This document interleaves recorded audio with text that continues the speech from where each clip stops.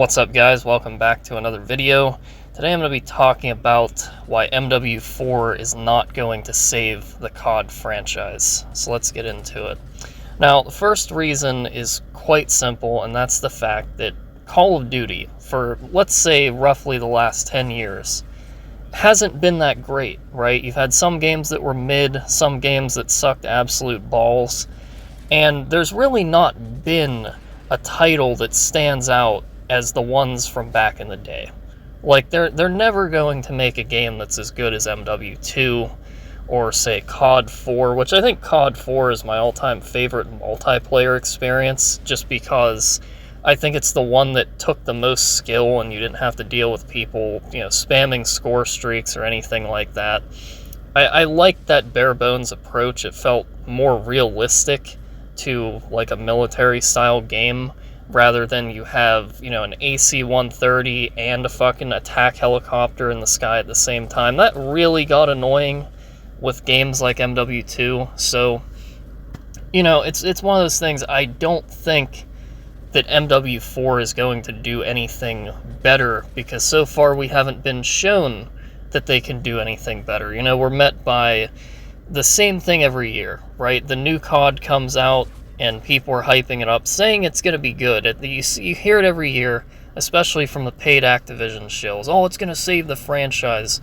Oh, it's the best Call of Duty ever. It's like, yes, we get it. You're paid by Activision. You're literally deep-throating their penis, shoving it all the way down your throat to explain to everyone that you were paid off. We get that. Because the numbers speak for themselves. I want you to take a look at this real quick. So here's Call of Duty's numbers right now on Steam. I know Steam is not everything, but this is, 5 or 6 months after launch. There's literally 38,000 players on the game, alright? This is not good, and this happens every single year. And take a look at this. Here's Battlefield 6, the so-called Call of Duty killer. Oh my, guys, it's gonna destroy Call of Duty. It's literally 2,000 players ahead of it on Steam. And here's Call of Duty on the actual charts based on where it sits in terms of its player count. It's number 36 on Steam. Even games like Stardew Valley is ahead of it. And I'm going to show you what that game is. Take a look at this ridiculous nonsense.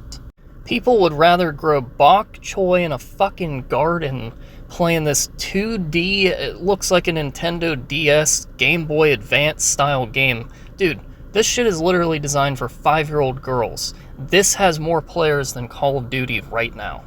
And I just want to make this clear. The only reason I put Battlefield 6 up in there with the statistics is for the simple fact that people claimed that that was going to be the game of the year, and it wasn't, because it went through the same problems that Call of Duty has been going through.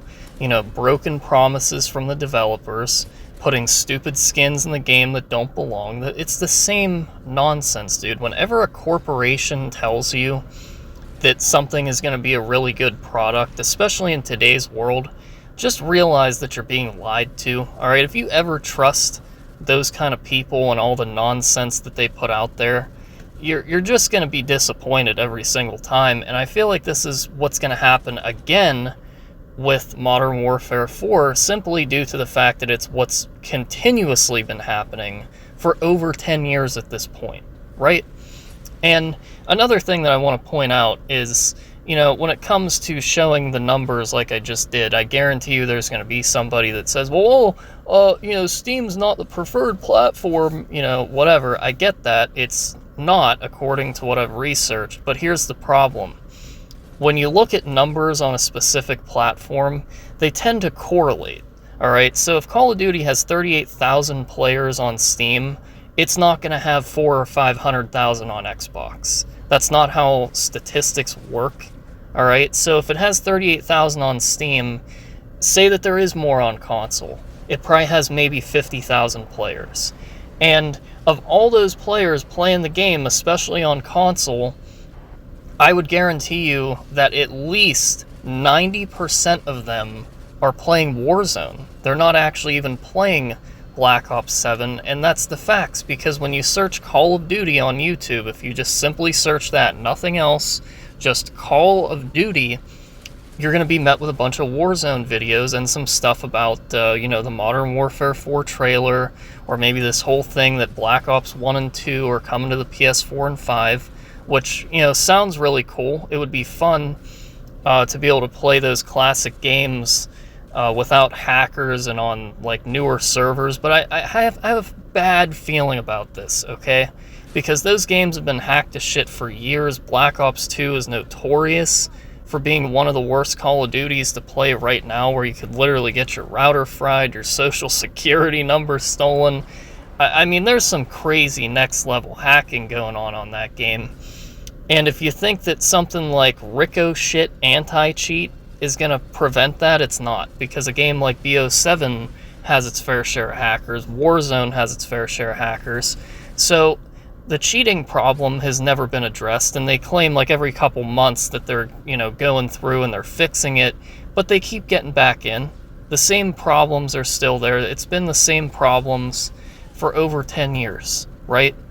So when you see something that bad, what makes you think that now all of a sudden it's going to be better? And bringing back these classic Call of Duties, all the franchises saved forever. No, it's not going to be saved forever, because the only safe way to even play those games, probably even when they do bring them back to console, is going to be the same way that we've been playing them for years, on things like Plutonium or IW4X, which is what you're seeing right now, that actually has a dedicated anti-cheat made by the COD community, and cheaters are banned automatically. It's not that you'll never run into them, but they won't be there for long, right? I've rarely ever ran into a hacker on IW4X. Now, BO2 Plutonium, that's another story. I've seen quite a few people on there that hack, but that's simply just because BO2 sucks right now, no matter where you're playing it. But the fact of the matter is, all of this stuff sounds good on paper, and then when it comes out, I guarantee you it's going to be a shit fest. Because it always is. I mean, I had high hopes for Black Ops 7 when I played the beta, and I somewhat even supported the game, but when it released, I ended up not buying the game, because I always wait till at least a couple months after launch before I buy any new game nowadays, because I almost always know that it's gonna flop like crazy, dude. And guess what? It did. The numbers speak for itself, the hate from the community speaks for itself, and regardless of how good a game looks when you play it for the first time, doesn't really mean anything anymore, because these developers and their ridiculous live service model, which I think absolutely killed gaming. I mean, think about it. If you pay $80 for a game, you're expecting a full game on launch. You almost never get a full game on launch, because there's always new stuff that has to be put in, because it's a live service model, and they just couldn't come up with that in 3 to 4 fucking years. Oh no, that's just too much work. Honestly, dude, I'm over it. I'm over the nonsense. I'm over the lies. I'm just trying to keep it real with you guys, because no one else is really going to do that on this platform. Everyone else is just going to tell you what everyone else is saying. So, it's one of those things. Just don't pre-order Modern Warfare 4. Don't jump on buying these older Call of Duties for PS4 and 5. Wait a couple months, see what happens, alright? So anyways, hope you enjoyed, and I'll see you in the next one.